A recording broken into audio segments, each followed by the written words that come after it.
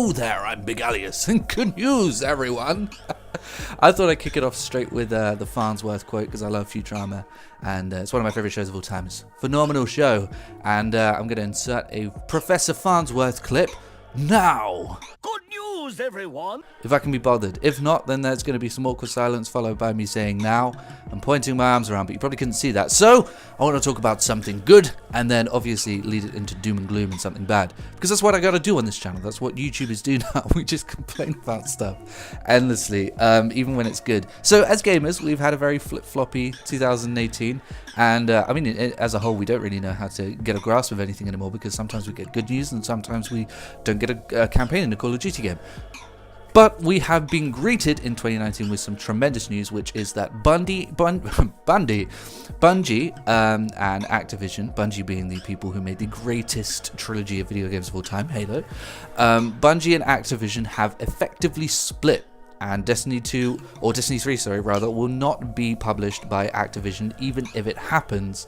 They do not have that big ball and chain, that big burden, which is exactly what we'll talk about in this video, weighing them down anymore, which is fantastic news. Bungie come from a time where, and I go blue in the face talking about this, I talk about two things more than anything, that I just go on about endlessly and endlessly and endlessly, and I shouldn't, but it's kind of what I study. So Halo, I talk about Halo non-stop and how much I love it and what made it so great, and I lament, the second thing is that I lament the kind of death of gaming being an art form, and the transference of it going from art form to just how do we extract as much money from people as possible, and it's kind of going from this big open-minded branch of ways at which to reach people to one straight line path that just provides me with what I need now, what I want now, rather than establishing a franchise and getting people to love what you do. It's just about, oh, where can I get all of this money from? And I lament that far too much, but I do. I mean, I remember these Vidocs, or however you pronounce it.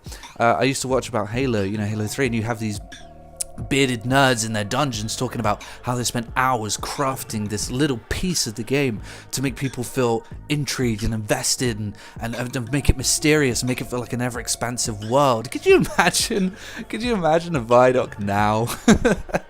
Some dude tied up to a fucking chair, told to market things as best as possible. Oh my god. So my biggest game development job for today will be to make a different coloured version of the skin, and that'll be the biggest development process of today. So we're just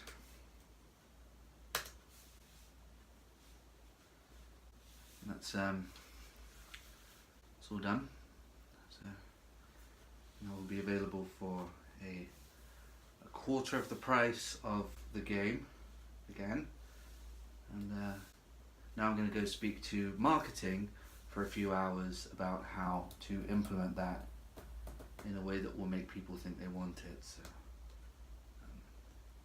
So, and I do think that that's a shame, and that's overwhelmingly what I want to talk about. Bungie splitting from Activision is a great thing, but it does bring to the surface a lot of issues that that gaming has, and I think gaming has taken a huge slap, a big dent recently with the ways at which it's been working. I mean, if you don't follow what everybody, what every gamer in the world seems to be talking about right now, which is the controversy of how shitty the way that games are delivered to us has become, then it's as simple as this.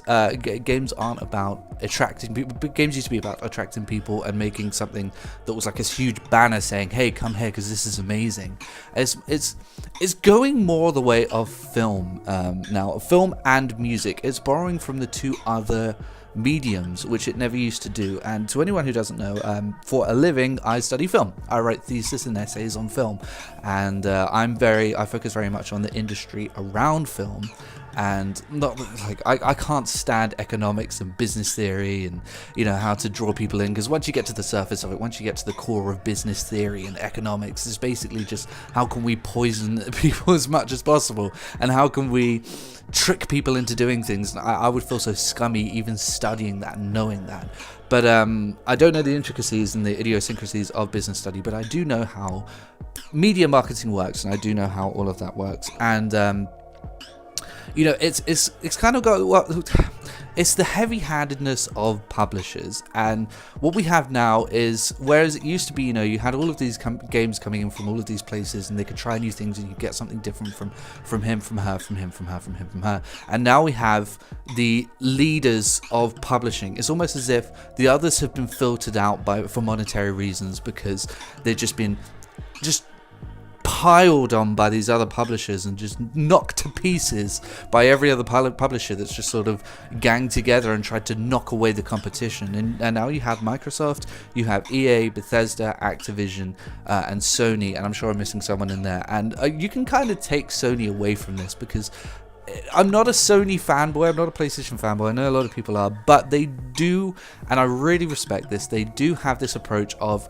we're going to publish stuff that makes people interested in our platform, and by doing so, they do take risks. They publish God of War, they publish Spider-Man, and a lot of like Japanese anime games and stuff like that, which have no microtransactions or external monetary devices in them, and I think that's fantastic of them, and that's great, which is why I would take Sony out of this equation and just focus on the others. Despite the fact that I do think that Microsoft is heading down that route now, and I think they've learned from Sony, and again, I respect and I appreciate that. So I'm going to take Microsoft out of the equation too, because they are learning and they are buying a lot of single-player developers, and with things like Game Pass and things like that, it seems as though they are taking the same approach of how do we get people over to our platform, which is the root of good gaming. Good gaming is how do we attract people by making something good? How do we make a big shining light for the moth to adhere to, which sounds derogatory, but is actually the best course of action. Now we have something completely different, and it's borrowing from film in that you have these big publishers, which in film would be like Warner Brothers and Universal, but maybe not so much now, and people like that. And then of course you have people like Tarantino, who are the people who self-publish and things like that, and are able to make what they want to make, and it shows so much. And I want to refer to an article that I read, which was Christopher Nolan. If you don't know who Christopher Nolan is, he did the Dark Knight trilogy, the best trilogy of superhero films of all time, and Inception and Interstellar and Dunkirk and The Prestige and Memento. And he talked about The Dark Knight, which I think we could all universally agree is the best superhero film of all time. And he said, I would not be able to make that film today, because when I made Batman Begins did well in a way that Warner Brothers didn't think it would. Warner Brothers didn't realize that Batman Begins would be such a huge monetary success, and they didn't understand how it did so.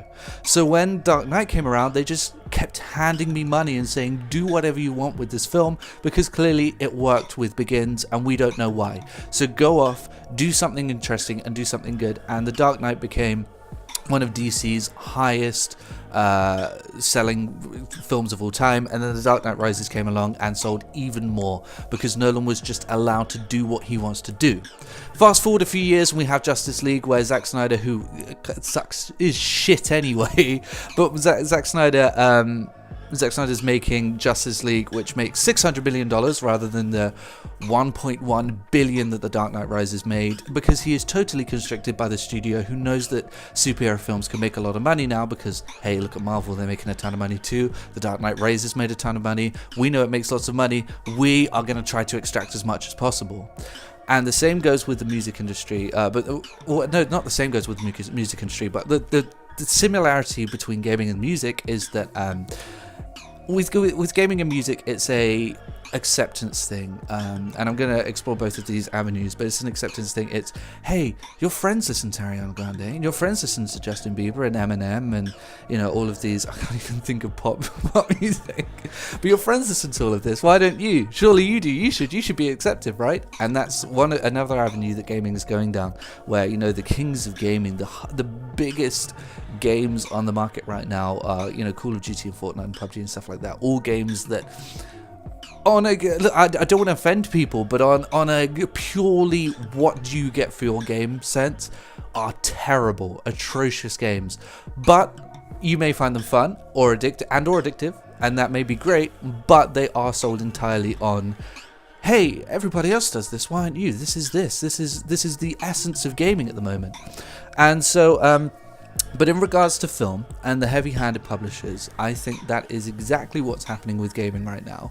And I don't blame the development teams for. I don't blame the developers who made Fallout 76 for Bethesda. I blame the higher-ups with the money in their pockets handing it to the people coding the game. So with Bungie made Halo 1, 2, and 3. So to go back to Bungie and talk about the control that Activision had over Bungie. Bungie made Halo 1, 2, and 3, and Reach, and then they made Destiny. And I know they made ODST, but ODST is just great. But let's not delve into that. So they made Halo 1, 2, 3, and Reach, and then they made Destiny, which is widely considered to be not that great because it's not that great. To use a metaphor, say for example you're a teacher, you're a tutor of a student, and a student comes to you with 4 phenomenal essays, tremendous essays which explore things that you hadn't even thought about, referencing beautifully with brilliant metaphors and just a great approach at something, and that's totally new and burst out of the seams, is fantastic, and you go, wow, this is incredible. They then hand you another essay that, after those 4 masterpieces of essays, that is just sort of not that great. At that point, you don't blame the student immediately. Your response to that is, what has happened? What is the variable that has changed the way at which you approach your essays? What is that variable? And that's what we should be asking with games. Bungie made Halo 1, 2, 3, and Reach, all masterpieces, and then they made Destiny with Activision, and suddenly things just dropped and dipped, and they dipped even further with Destiny 2.